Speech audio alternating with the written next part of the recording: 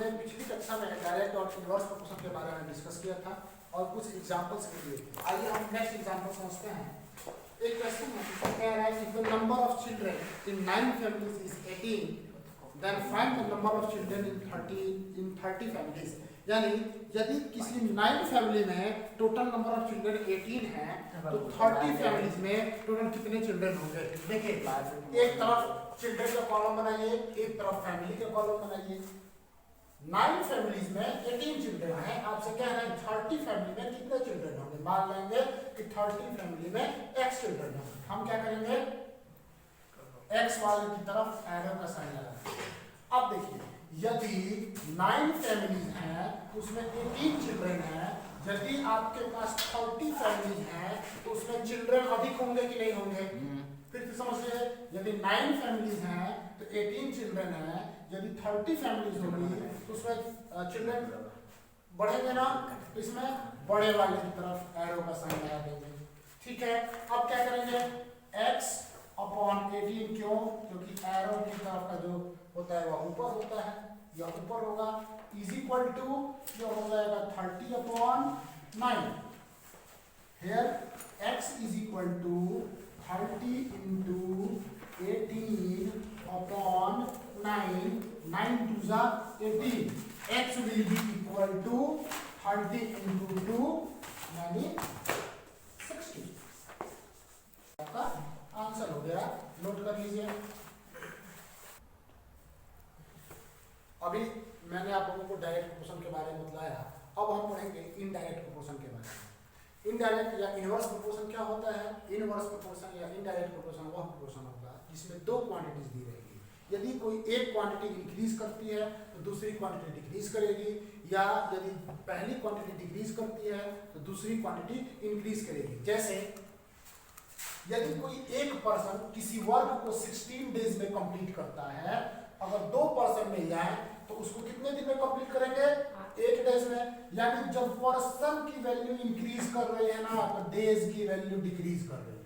तो हम कह सकते हैं कि पर्सन और डेज आपस में कैसे रिलेटेड है, इनवर्सली प्रोपोर्शन है, वो दोनों एक दूसरे के इनवर्स हैं या इनडायरेक्टली प्रोपोर्शन है। नोट कर लीजिए इसको, फिर हम आगे और एग्जांपल से समझेंगे। चलिए आपके सामने एक एग्जांपल दिया गया है, P और Q, इनकी वैल्यूज दी गई हैं, हमें यहाँ पे x की वैल्यू फाइंड करनी है। कह रहा है कि P और Q एक दूसरे के इनडायरेक्टली प्रोपोर्शनल है। तो क्या होता है, देखिए जब हमें इनडायरेक्टली प्रोपोर्शनल दिया हो तो करते क्या है, 400 upon 600 will be equal to x upon 90। ठीक है, क्या करेंगे, 400 upon 600 is equal to x upon 90। यहां से आप सॉल्व करेंगे, x की वैल्यू आ जाएगी। नोट कर लीजिए इसे, फिर अभी मैं आगे कुछ और आपको एग्जांपल बतलाता हूं। चलिए अब हम इनवर्स प्रोपोर्शन के बारे में कुछ और डिस्कस करते हैं। आपके सामने क्वेश्चन है, अ bridge can be constructed by 1800 workers in 15 days. किसी एक ब्रिज को 1800 वर्कर्स मिलकर के 50 डेज में कंस्ट्रक्ट कर सकते हैं। How many more such workers should be complete employed to complete the work in 30 days. यदि और कितने वर्कर्स आ जाए जो कि इसको 30 डेज में कंप्लीट कर दें। जैसा मैंने आपको ट्रिक बताया था, इस ट्रिक से आप इसको इजीली सॉल्व कर सकते हैं। एक तरफ कॉलम बनाइए वर्कर्स, एक तरफ कॉलम बनाइए डेज। 1800 वर्कर्स मिलकर के उस वर्क को 50 डेज में कंप्लीट करते हैं। कह रहा है वर्क 30 डेज में कंप्लीट होना चाहिए, कितने वर्कर्स लगेंगे। वर्क डेज की जगह पे लिख दो 30, वर्कर्स की प्लेस पर लिख दो x। यानी हमने मान लिया कि x वर्कर्स मिल के ना 30 डेज में उस वर्क को कंप्लीट कर सकते हैं। x की तरफ हमने एरो लगा दिया। अब बात करते हैं यहाँ पर, देखिए 50 डेज में 1800 वर्कर्स चाहिए किसी वर्क को कंप्लीट करने के लिए। यदि किसी वर्क को हमें 50 डेज में कंप्लीट करना है तो हमें 1800 वर्कर्स चाहिए। यदि उस वर्क को 30 डेज में कम दिन में ही पूरा कर लेना है तो नंबर ऑफ वर्कर्स बढ़ाना पड़ेगा कि नहीं बढ़ाना पड़ेगा, बढ़ाना पड़ेगा ना। यानी हम बड़े वाले की तरफ एरो का साइन लगाएंगे। फिर से समझ लीजिए, यदि 50 डेज में इस वर्क को कंप्लीट करना है तो 1800 वर्कर्स लग रहे हैं। यदि 30 डेज में कंप्लीट करना हो तो ज्यादा वर्कर्स लगेंगे, तो हमें ज्यादा वाले की तरफ एल लगाना है। लगा दिया। उसके बाद सिंपल वही अपना पुराना रूल, x अपॉन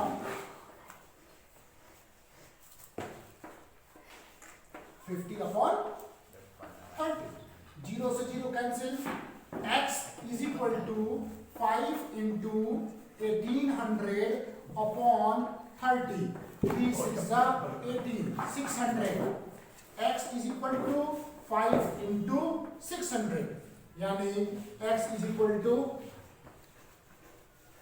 3000। ठीक है, अब देखिए हमें टोटल 3000 वर्कर्स चाहिए, हमारे पास पहले से 1800 वर्कर्स हैं, कह रहे हैं और कितने वर्कर्स लाने पड़ेंगे। लिखेंगे number of workers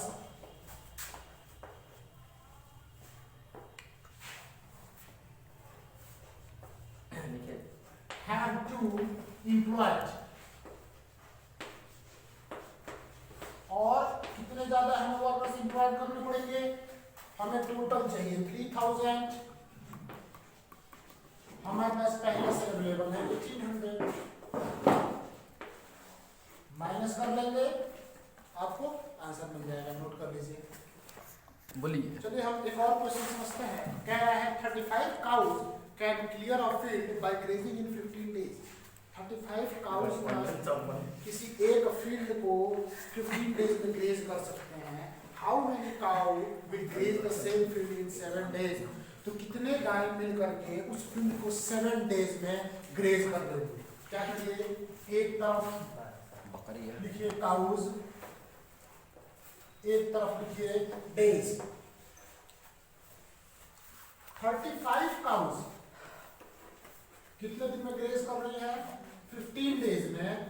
how many cows will graze the same field in 7 days. 7 days में ग्रेज करना है, कितनी गायों की आवश्यकता पड़ेगी।